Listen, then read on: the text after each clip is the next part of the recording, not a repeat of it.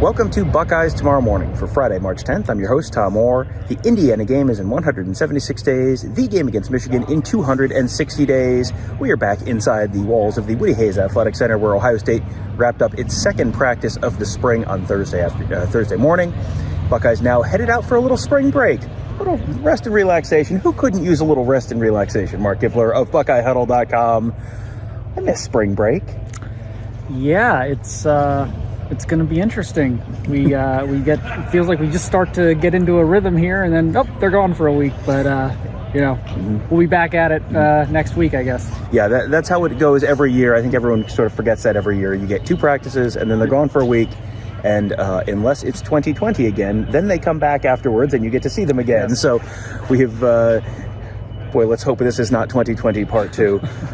No indications that it is so far, but the Buckeyes were back on the practice field on Thursday morning, and then we get to talk to a whole bunch of Buckeyes, including Brian Hartline, a bunch of the young wide receivers, Marvin Harrison, a bunch of the linebackers. So lots of guys who we talked to on Thursday. We're going to go through some of the stuff we noticed, but I asked you before we hit record, what did you watch during practice on Thursday? And you said the quarterback. So, okay. Let's talk about the quarterbacks. I'm sure there's some interest in the quarterbacks among our viewing audience. We obviously don't get to watch the whole practice, but from what you got to watch, what did you see?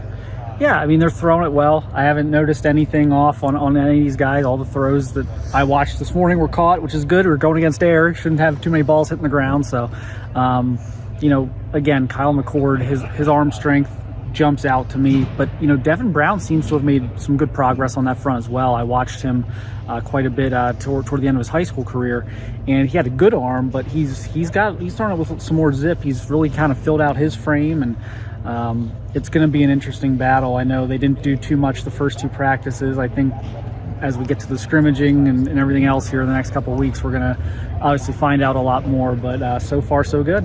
Yeah, and the quarterbacks were a big topic of conversation, obviously, during the interviews with the wide receivers and then with the defensive players as well. Marvin Harrison has obviously a close connection to Kyle McCord, having played with him for years. He talked about how McCord, still has the arm talent that he had even back in high school that made him a 5-star prospect.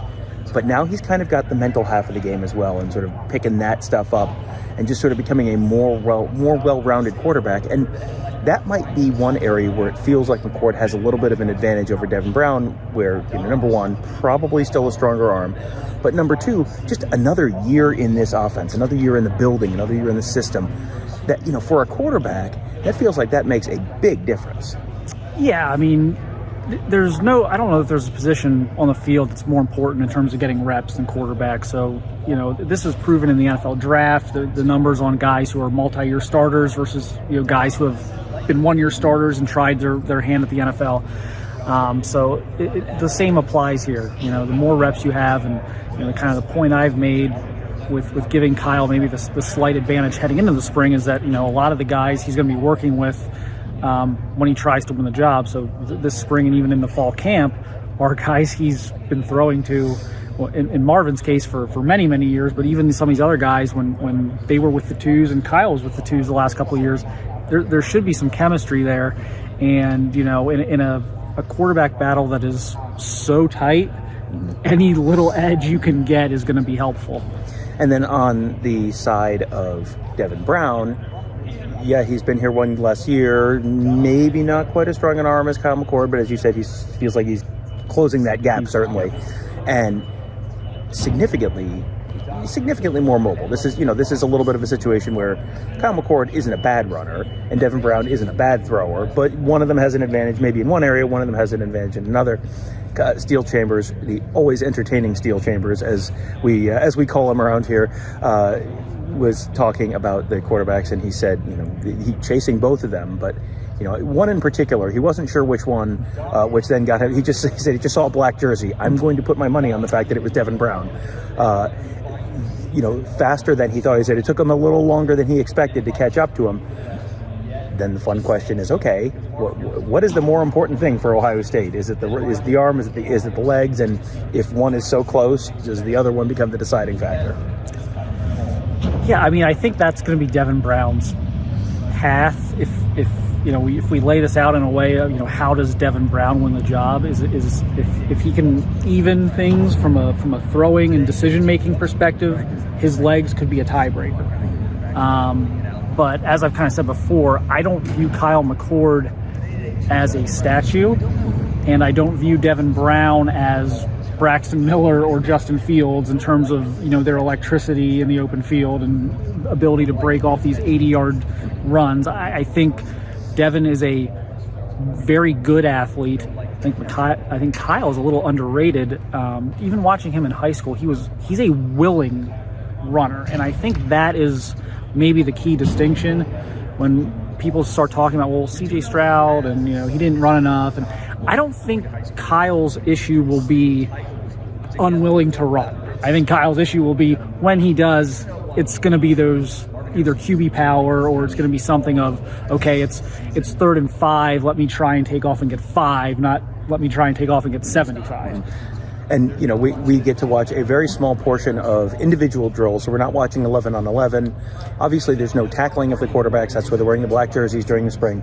But at one point, I did think, I kind of looked over and I thought I saw Kyle McCord running, either QB power or some kind of a draw or something, kind of mocking that. And he didn't even have a ball in his hand, but that was the drill they were working on.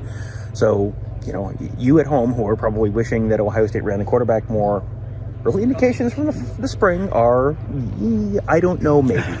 They're big guys. Mm-hmm. So again, I don't think either of them are going to be particularly dynamic, make you miss in the open field runners. But again, we got way away from quarterback power under CJ Stroud, who is a tall quarterback, but is kind of a slender build. These guys are much bigger. Kyle is kind of, he's almost stocky. Mm-hmm. He's built like a tank. Devin is filling out his frame. He's 6'4". So these are guys who I think can be kind of more in the equation, both of them, in those 3rd and shorts. Whereas with Stroud, it was like, is Stroud going to move the pile on a 3rd and 2 or a 4th and 1? I don't know. But these guys are going to be a little bit more, able to do that. And, this is an offense that has so many playmakers, both at the running back position and the wide receiver position, and even at times at the tight end position, that you don't need. This is not an offense that needs, Denard Robinson to run for 60 yards. They need someone to be another option to perhaps draw, enough of an option to draw a defender away from the running back on a read option play, for example. You don't need, the offense is not going to run through the quarterback's legs. You just need the threat of it almost more than anything else. And it feels like even that would be enough to make it probably a pretty significant difference.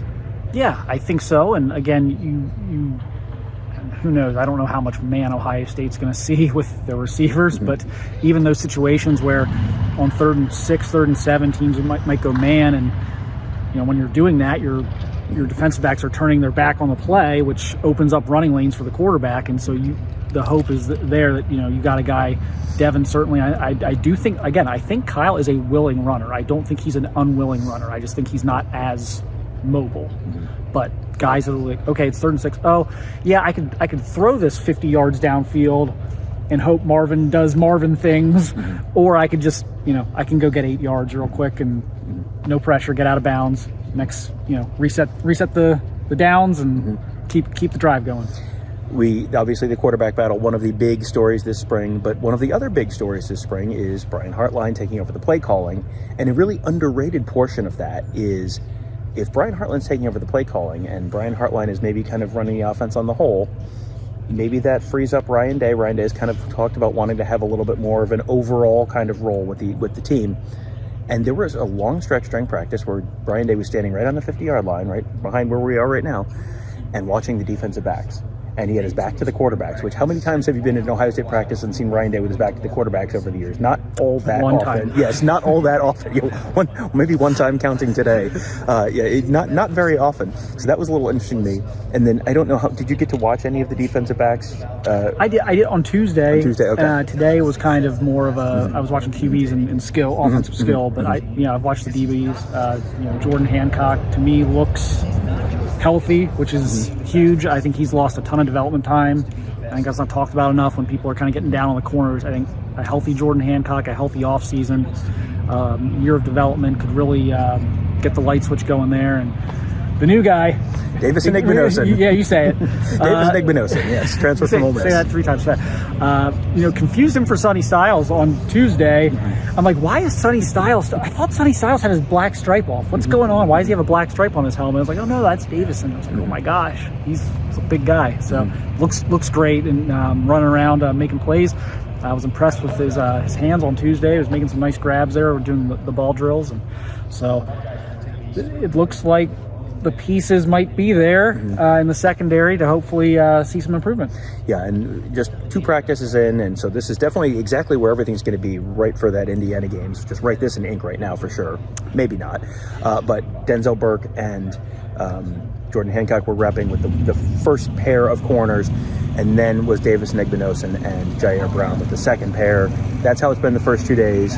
This is one of these things that if at practice 12 that order is different, well, that will be very interesting. So far, no changes, but yeah, something to keep an eye on. Sonny Styles, reason that he was confusing Davison Igbinosun and Sonny Styles on Tuesdays because both of them were wearing number 20 and both of them were playing in the secondary, which was a little confusing. Sonny Styles has switched now to number 6, so that problem has resolved itself. Sonny Styles still working with the safeties. He was someone who was very impressive, where they're throwing just out routes, and there was a drill where they were kind of staying kind of in the middle of the field between the hashes, and then they had to break to the sideline. And a number of guys, some of this is going to be contingent on where the coach who's throwing the ball, who is not, this is not CJ Stroud throwing the ball, but where the coach throwing the ball places it. But so I noticed at one point there were a bunch of guys who would kind of get there and intercept it, and their momentum would carry them out of bounds. Sonny Styles got it, stopped, caught it, stopped, put his foot in the turf, turned upfield, and turned it into an interception return. And it just, you see, it's just little stuff like that you'll see and kind of go, I always go back to Garrett Wilson's first spring at Ohio State, where it was like they were just running curl routes, and it was just like Garrett Wilson was just that much more explosive, but like noticeably that much more explosive coming out of that cut than anyone else. You kind of get the same thing watching Sonny Styles. I mean, I've been watching Sonny since his freshman year at Pickerington Central, and there's never a viewing opportunity, a practice, a game that I watch, even on the basketball floor. I watched the basketball a few times, where I didn't come away thinking that's one of the greatest athletes I've ever watched. He's one of those guys who it seems to come so easy. I'm sure he works very hard. I know he works very hard, but there's an effortlessness to what he does, and there's an aggressiveness and a purpose to what he does. Every movement has a purpose. He's not just out there floating around, oh, what am I doing? Everything's aggressive. Everything's 100 miles an hour. And when you combine that with a kid who's very smart and picks things up very quickly, was a captain in multiple sports in high school, played about 5 different positions between football and basketball, played all sorts of different positions, does different stuff here at Ohio State. The way he is able to retain all the information I'm sure he has in his brain, it's a special combination. I can't imagine he's not going to have a huge season. And as you were talking there, it kind of reminded me, Marvin Harrison was talking about all these other wide receivers. He gets asked about how he's working so hard, and he's out there with the jugs gun and all that stuff, and he's talking about all these other guys. He's like, these guys they're out there all the time with me, and they work just as hard as I do. And it's like, this is sort of the flip side of that coin is, yes, you can work as hard as you want to, but you have to sort of have the Marvin Harrison thing to be Marvin Harrison. You can work. I mean, I could stay out here. I could work for, I could live here 24/7. I would never be able to do the things that Marvin Harrison can do, right? The players on the team, obviously slightly more athletic than me, arguably. But, even so, there's, like the Ohio State football level player, and then there's the next level up. And you kind of got to have a little bit of both. You got to have the smarts. You got to have the, there's a little bit of this is just God-given, and you got to have the work ethic. That's how you get the Marvin Harrisons, because there are plenty of guys with good genes who don't pan out, and there's plenty of guys with great work ethic who don't pan out. But when you kind of have that whole package, that's where you get the Marvin Harrison. And but it's probably a little early to put him in Sonny Styles as the Marvin Harrison of the defense or whatever. But that's how, when those things kind of coalesce, come together, that's how you get that guy. Yeah, it's again, it's hard, and the way the coaches are talking about him, there's this undertone there where it's like they're complimenting him more than a lot of the other players, but you can kind of see like, oh, I better stop because I can, like, the hype train is building, but the coaches know. Like, you can just tell by talking to Jim Knowles, they know they've got a potentially very special defensive player here, and I think between wanting to manage maybe expectations a little bit, not let things get heads get too big, things like that. I think they're almost straining themselves to pull the reins a little bit and make sure they don't go overboard with some of the praise. All right, so before we give anyone too big a head or build too big expectations, we should probably wrap up the show right now. But we have, again, the Buckeyes off next week for spring break. Good news, we have a trillion interviews that we're going to have lots of stuff to talk about. Also, some big recruiting. Before we wrap up, we should talk. Ohio State did land a commitment this week. Yes. Mark does some recruiting coverage, as you may be aware. My brain just now put these two things together, so maybe my athleticism isn't the only thing keeping me from being Marvin Harrison. But Ohio State did land a commitment from offensive lineman Mark Nave this week. Nave? Not bad? Nave. Okay, good. Give everyone a quick scouting report on Mark Nave. Well, he spells his name correctly. The first name with the C, as was intended. I thought you were going to say he spells Nave without a K, so it's not. Yeah, that's a whole different thing. Spells his first name correctly. Very athletic, 6'5", 315. I've been super impressed with his work ethic. He's trying to trim down a little bit. He's made really good progress. I think he's down 10 pounds. So he's got like a 6'8", 6'9" wingspan. So he's 6'5". So he almost has like a tackle body, but he's such a vicious interior, lineman, vicious run blocker, and they plays right guard for Toledo Central Catholic, won a state championship this year. They'd love to pull him. He's one of those guys who gets out in space and just mauls people. I really like him. I think they found something here. He's had a great winter in terms of offers. He kind of blew up, went from really a guy people didn't really know much about going into the state championship game to someone who I think has about 20 offers right now. So I think it's an important pickup. I've talked about it a million times on the website. I've talked about it on the podcast. Ohio's got about a dozen Power 5 offensive linemen in its 2024 class, which is kind of absurd. But maybe no Paris Johnsons, maybe no 5-star guys. So the task for Ohio State and Justin Fry specifically here is to which 3 am I gonna pick among these 12? And he's made his offers. He's offered Dave. He's offered the Armstrong twins out of Lakewood St. Edward, and so that'll be the thing we watch here with O-line recruiting and we won't know all the answers here for a couple years, but did they pick the right guys? Because inevitably, if you can only take 3 out of 12, inevitably at least one of those 9 is going to be an NFL guy in 4 years, and people go, why didn't they offer him? So they got to make sure the 3 they get are capable, because if the 3 you get are capable and someone else goes and has a great career somewhere else, you can live with that. But if you take 3 that don't pan out and 2 or 3 others go somewhere else, then you've got a problem. So that's the big challenge right now. I think with Nave, they've got a good one, and so I think they're off to a really good start with him and Ian Moore. It's a really important offensive line class. So we'll be tracking that class all throughout the spring. There's going to be a lot of visits now. Nave was on a visit on Tuesday and then committed. And there were guys who were visiting on Thursday, and then there will be guys visiting this weekend and then throughout the spring. So this is a very busy time, not only for football coverage, but also for football recruiting coverage, and a great place to find all of that, not just the football, but also the football recruiting. See, I remembered that time, is BuckeyeHuddle.com. We have a fantastic team of insiders, Mark and Alex, killing it on the recruiting beat. Tony, Kevin, and I on the team. A whole bunch of X's and O's guys. We'll have plenty of X's. We'll probably try and have Ross on the show at some point this spring to talk about some of the stuff he's looking for this spring, and much, much more. So you can find all of that at BuckeyeHuddle.com, and of course at YouTube.com/BuckeyeHuddle, where you might be watching this right now. If you're not, you should subscribe there, because we have a lot of interview coverage there. We got a lot of shows there, all that kind of stuff. We'll have lots of spring game coverage, all that fun stuff coming up this spring, all at youtube.com/BuckeyeHuddle. And finally, youtube.com/@CFBPlaybook, where we do a little bit of national college football coverage. We also do a little bit of other stuff with scheme stuff and all that kind of thing, all at youtube.com/@CFBPlaybook. You'll want to subscribe to that as well. That will do it for today. Thank you guys all for joining us. Have a great day. We'll talk to you tomorrow.